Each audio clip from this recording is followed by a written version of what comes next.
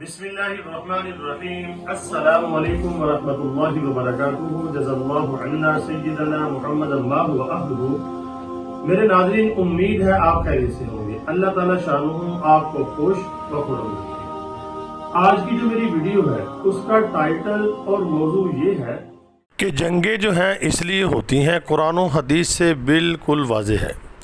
جنگ عظیم دوم کے بعد اب تیسری جنگ عظیم کا ٹائم آ گیا ہے۔ حالات بالکل اس طرح کے بن چکے ہیں۔ آپ کے سامنے قرآن پاک سے ایک حوالہ پیش کروں گا جس سے یہ بات واضح ہو رہی ہے کہ جنگیں جو ہیں یہ ناگزیر ہو جاتی ہیں۔ مگر کیوں یہ جنگیں ناگزیر کیوں ہوتی ہیں؟ اور ورلڈ وار 3 بھی اس وقت ناگزیر ہو چکی ہے، حالات ویسے بن چکے ہیں۔ آئیے قرآن پاک کی آیت کو پڑھتے ہیں اور اسے سمجھتے ہیں۔ جو جنگیں ہوتی ہیں اس کا سبب کیا بنتا ہے؟ کیا اس کا سبب انسان بنتے ہیں؟ یا اللہ رب العالمین نے قرآن پاک میں کیا فرمایا اس بارے میں؟ ایک آیت نہیں بلکہ پورا رکوع ہے جس میں جنگوں کی طرف اشارہ ہے۔ جنگیں ہوتی کیوں ہیں؟ یہ جنگ لگنے کی وجہ کیا ہوتی ہے؟ تو ناظرین، آپ کے سامنے یہ قرآن پاک کی آیت آ گئی ہے۔ یہ قرآن پاک کی جو آیت ہے بلکہ پورا رکوع ہے، یہ سورۃ البقرہ ہے، پارہ نمبر 2 ہے اور اس کا آخری جو صفحہ ہے وہاں سے شروع ہوتا ہے۔ بسم اللہ الرحمن الرحیم وقال لهم نبیہم ان اللہ قد بعث لکم طالوت ملکا۔ تو کہا ان کو ان کے نبی نے کہ ان اللہ قد بعث، بے شک اللہ تعالیٰ بھیج رہا ہے تمہاری طرف طالوت کو بادشاہ بنا کر۔ یہ طالوت اور جالوت کا قصہ ہے۔ جو جالوت تھا وہ بہت ہی ظالم تھا، وہ اپنی جو رعایا ہے اس کے اوپر بہت زیادہ ظلم کیا کرتا تھا۔ تو اللہ رب العالمین نے طالوت کے ذریعے سے جالوت کو ختم کر کے ان کی جو رعایا ہے، جو ان کی عوام ہے، اس کے ظلم سے نجات دلانے کا فیصلہ فرمایا۔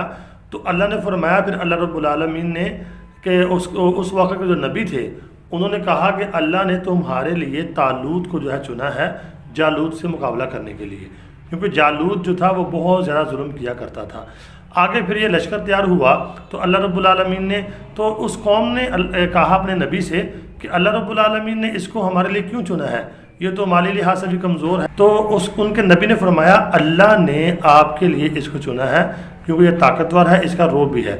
تو پھر طالوت جو ہے وہ جالوت کے مقابلے میں نکلے، انہوں نے لشکر لے کے گئے، اس سے مقابلہ کیا اور جالوت کو انہوں نے شکست دی۔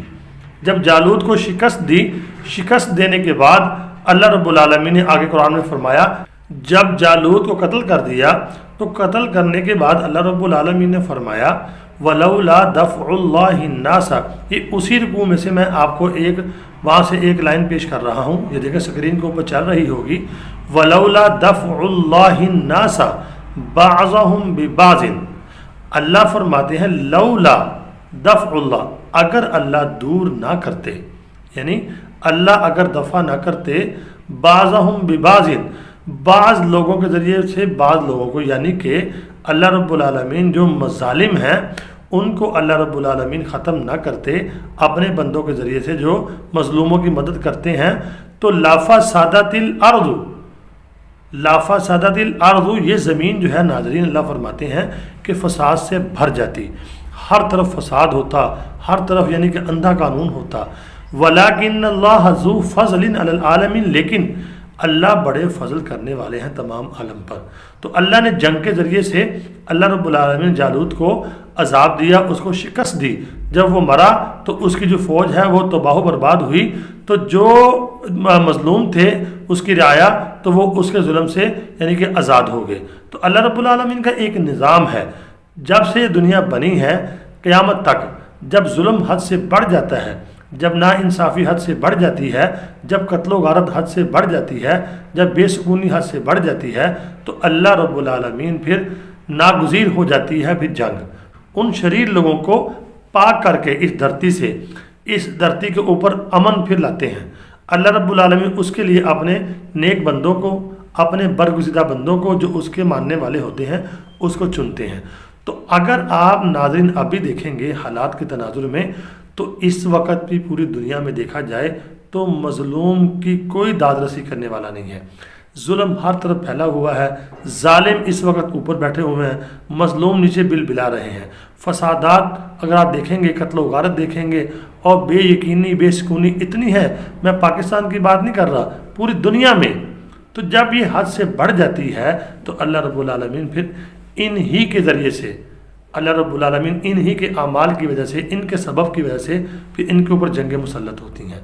तो अगर आप देखेंगे अब भी, इस वक्त भी मौजूदा हालात में बहुत हालात ख़राब हैं। कहता हूँ आपको नाज़रीन समझ आ गई होगी कि जंगें क्यों लगती हैं, जंगें लगने का सबब भी इंसान बनता है। तो उम्मीद करता हूँ आपको वीडियो समझ आ गई होगी, अच्छी भी लगी होगी। आपसे गुजारिश ही है मेरे चैनल को सब्सक्राइब ज़रूर कर दें और मुझे दुआओं में ज़रूर याद रखें। अल्लाह ताला मेरा और आपका हामी व नासिर हो।